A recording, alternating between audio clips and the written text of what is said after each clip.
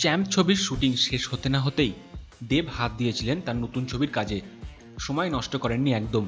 এই ছবিতে কমলেশ্বর মুখোপাধ্যায়ের পরিচালনায় এই ছবির নাম ককপিট।